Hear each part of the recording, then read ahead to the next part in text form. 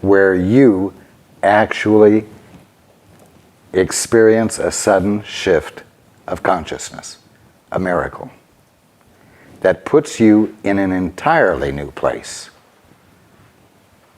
so that you become an even more significant contributor to the awakening of mankind. Does that answer your question? Yes. I guess it also goes back to the old story of the little kid who gets mad at his parent and says, "Oh, I wish you were dead," and then something happens to the parent, and the kid grows up with this complex, thinking that they wished it, therefore it happened. And I believe there's something in the Course that talks about a safety mechanism, so that when we're not co-creating with the Father, that those things don't happen. Am I on with this? Yes, in this instant, the child is believing that his thought was powerful enough to actually override the integrity of his father or whoever the parent was, when that is impossible. But it's not impossible for the parent to feel the anger or the negativity that the child was feeling. It's the parent's responsibility to decide how they're going to respond to that feeling, either recognizing it as a call for love or as love itself, and then responding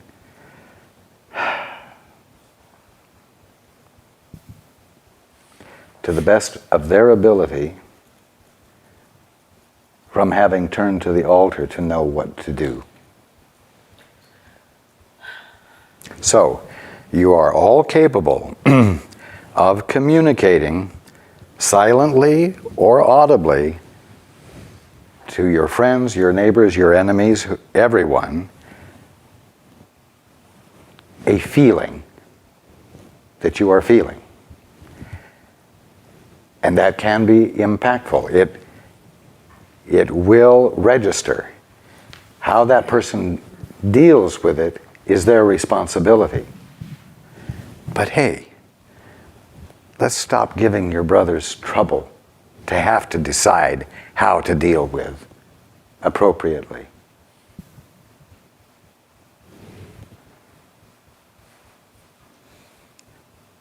That's part of the involvement. Part of the involvement means don't let parts of your day be taken up with idle, negative, judgmental opinions and thoughts about your brothers or sisters, your acquaintances or your enemies. That's not your function. And I promise you that as long as you find that a valuable activity to engage in, you are absolutely blocking your ability to feel the presence of the Father in you, illuminating you more clearly to you, so that you become a transformational presence with your brothers and sisters. It keeps you from turning to the altar. And until you turn to the altar and reach beyond your ego-centered mental activities, you're still going to experience isolation and all of the hell that accompanies it. So,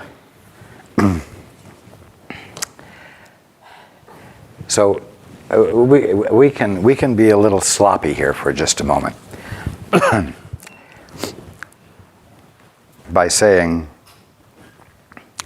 that you could decide not to engage in this kind of idle mental activity relative to your fellow man,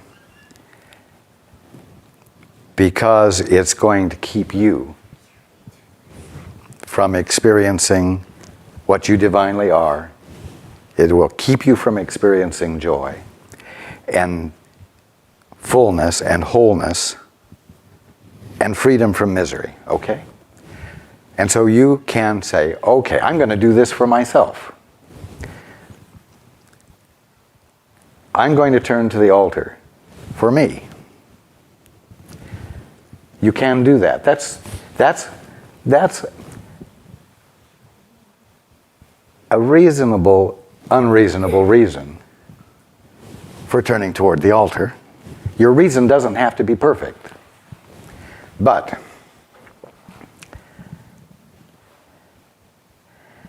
you're turning toward the altar because you don't want to be miserable and you don't want to miss your function.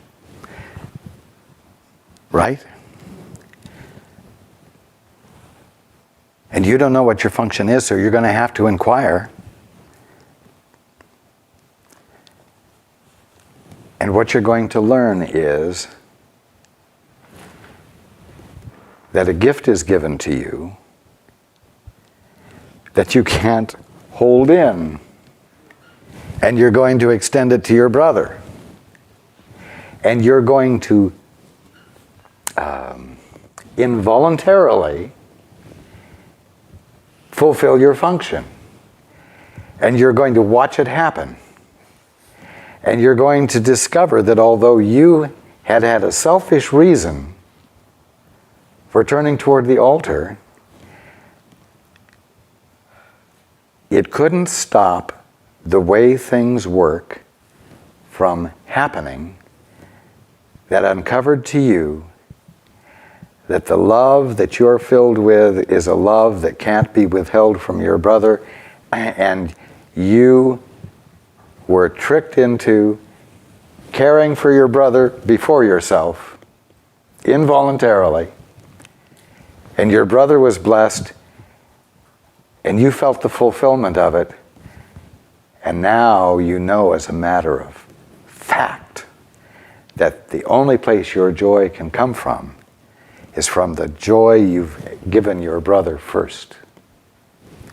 So I say we can be sloppy.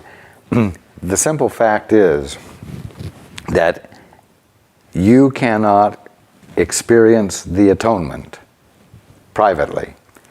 Something else has to be more important to you than you, that you wish to extend love to and bless. That's the fact. But you can decide to turn to the altar for selfish reasons and still be blessed.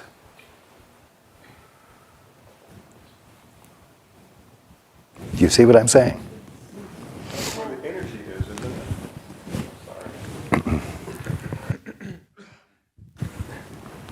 isn't it? That's where we can experience the energy The movement, yes.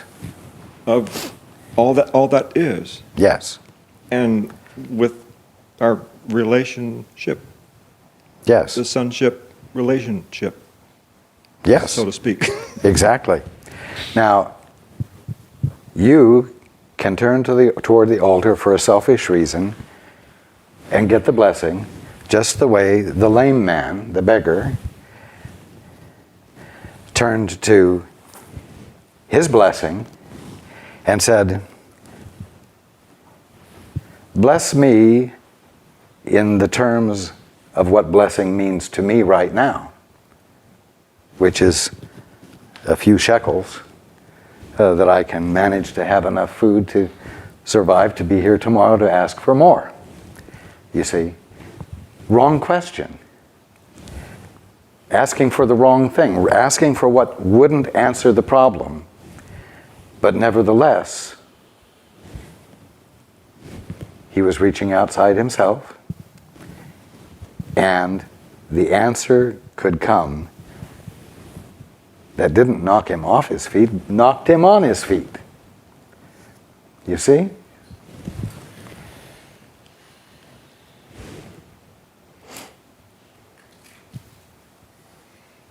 Okay. Is there a yes but? Well, there is. Of course there is. I wasn't going to get into this, but you asked. Another regarding one's thoughts. There has been a lot of, and I'll bring it to something that's relevant, but it can be applied far and wide, regarding the peace movement, peace march, war hawks that's going on right now. I was having a discussion with someone, and I said, I don't know what anything is for. I don't. I know I don't. I don't know if a war should happen or if a war shouldn't happen. What I do know is that I turn to the altar and say, Father, thy will be done in this situation. And I can't worry about peace out there until I feel peace in here, in my heart. So that's how I've been approaching that. Then, Michael, Yes. find out what you do feel and get off the fence. Well, I'm definitely not on the fence. I am meaning here that it is a cop-out, and you all have to stop this. You have to stop saying, I don't know what anything means, and leave everything meaningless. You are here for a reason. You have a voice. You have a voice to say something. And if you are not saying anything, it is because you have not found what you feel. And you haven't found what you feel because it's easier not to get involved. I'm not just picking on you, but this is something you need to become clear on, and I can talk to you this way because you understand me. If you don't know what to say, then you have chosen to be unconscious for a while. And you're not fulfilling your function in doing that. It is not a spiritual thing to be in your peace in the middle of a situation that calls for your voice to be heard, for your clarity to be expressed and counted, whether it's yay or nay.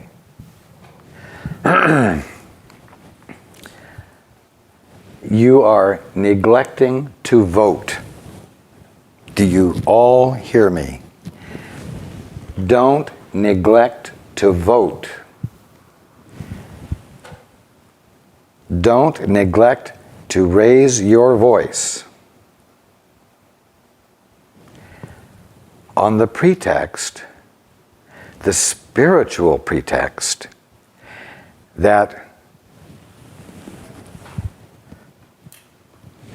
like the first lesson in the course says, nothing that I see means anything.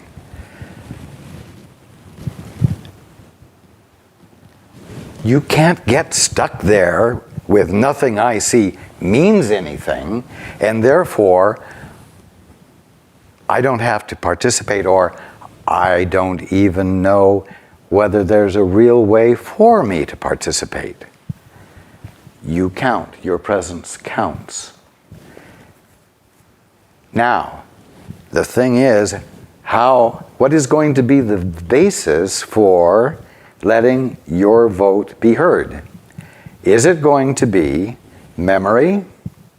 Is it going to be habit? Is it going to be the mutually agreed upon definitions that seem to govern the whole picture? Or are you going to say, I don't know what this means, but something meaningful is going on here, and I need to know what it is and how I feel about it so that I can register my vote. Paul is registering his vote when he lets me speak. And what I am saying is his vote.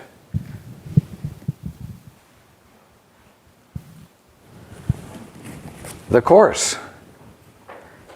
Helen didn't just sit there and say, there must be a better way, I don't know what it is, and then just go on her unhappy way, she registered her vote. You see? She got involved and said something that is making a difference in the world today, whether it's totally obvious to everyone or not. Now, stop sitting on the fence saying, nothing I see means anything, or I don't know what anything means, and then leave it there. Stop it.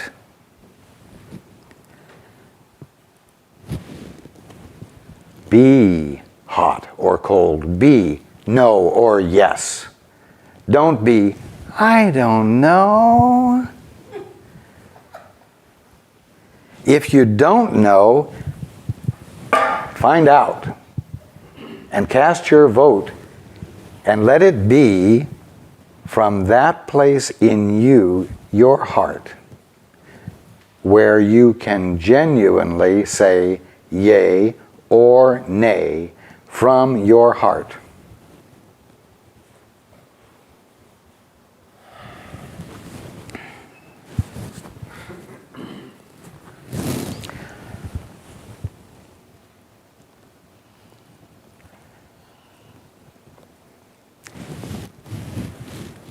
Is anyone having any trouble understanding what I have just said?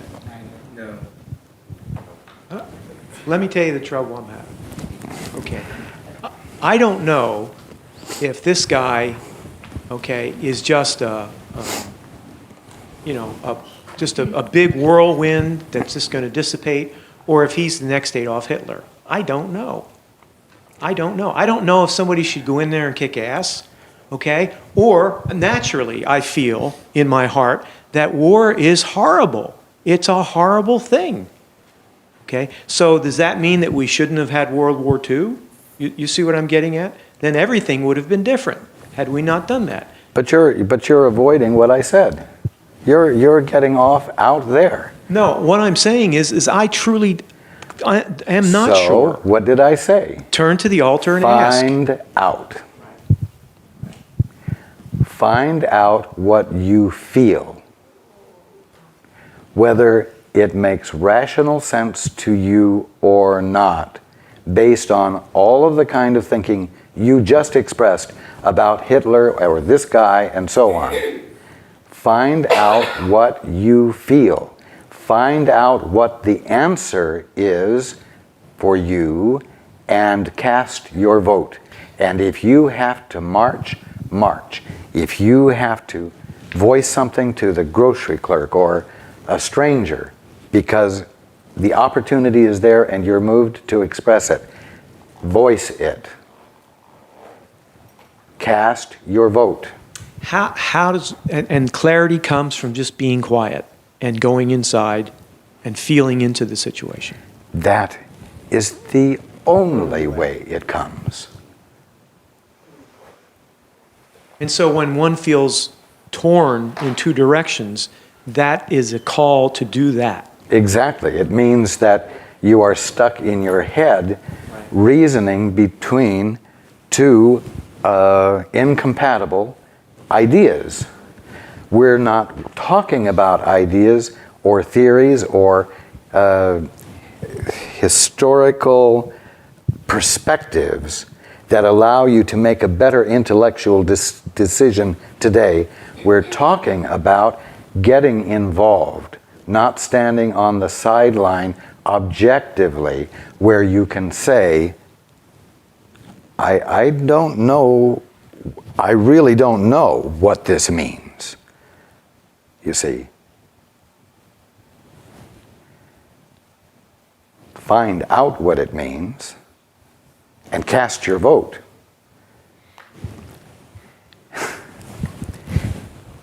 Not just about this issue, though. Find out what everything means and cast your vote. That's really what we've been talking about since the first question. Involvement with commitment to bless. And you bless by being in touch with what is appropriate for you and acting on it. That is an act of love. Whether it's saying, no, I will not give you silver and gold. I don't have any money. I will not give you what you're asking for, but I will give you what I have.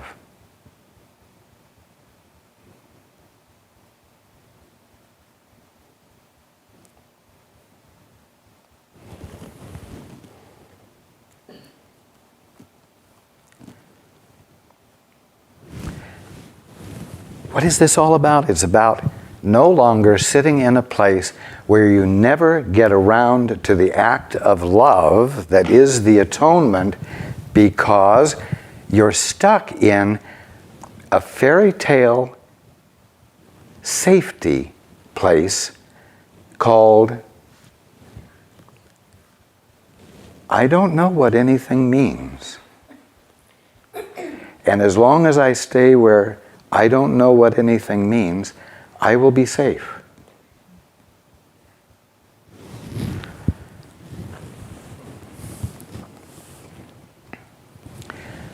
You're saying,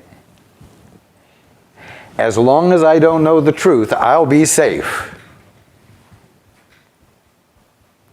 So I'm not going to ask, what does this mean?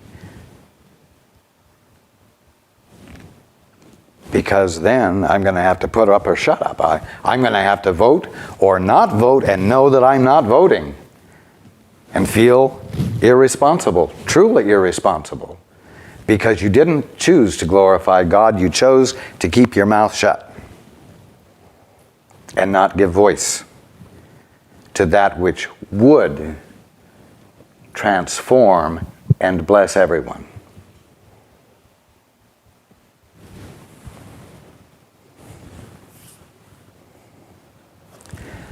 Involvement, with commitment, with you coming from the tips of your toes because you took time to find out what the tips of your toes had to say.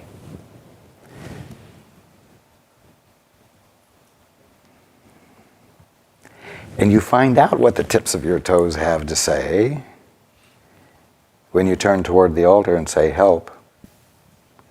And let the response in. Why?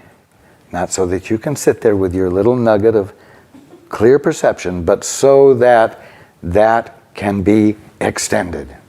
Because you care enough to cast your vote.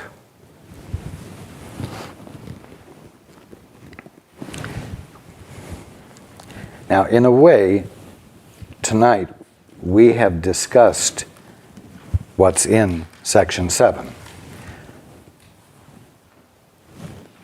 But we've talked about it in really relevant ways.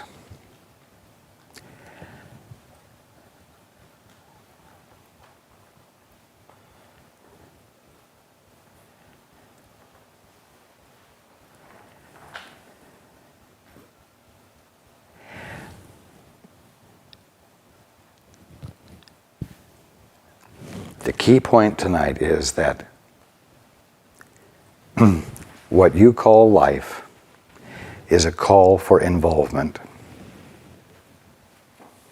from your heart, from the altar within you, which is where the light of God is being, the light that you are.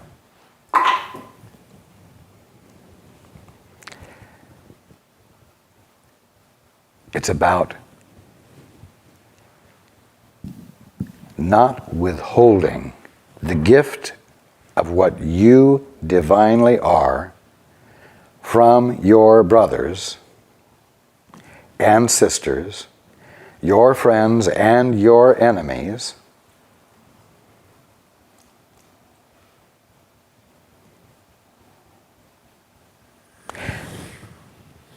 atonement simply isn't a private affair.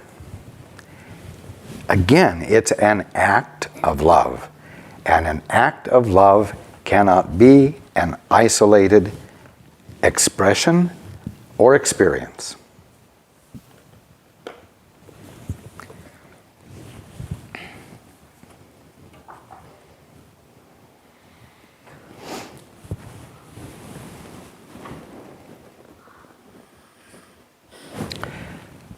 I'm speaking very, very clearly tonight, because the clearer you are about it, the more disciplined your mind can be.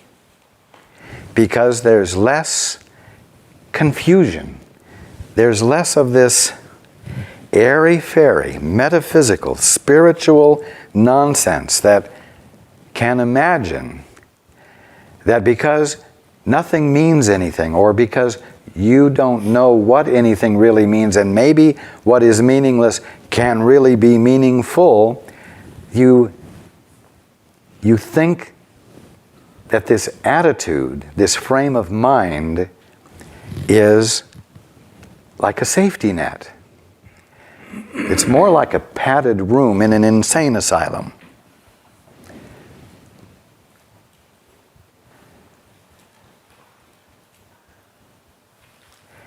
And if you can be clear on this, so that there is less confusion, then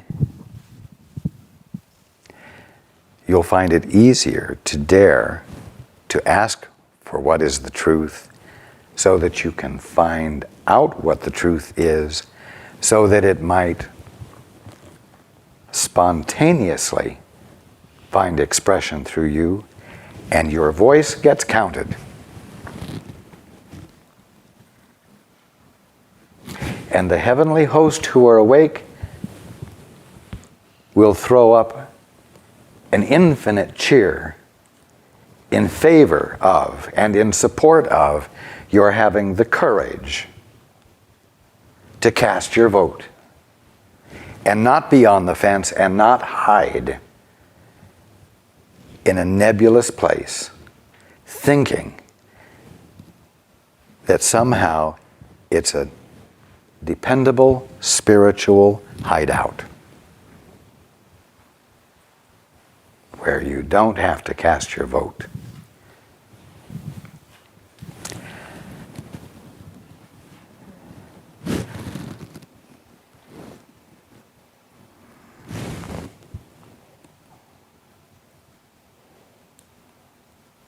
I love you.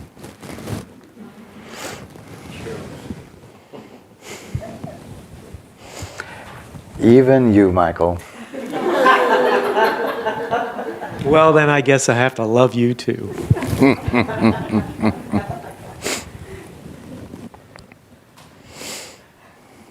We will call it a night.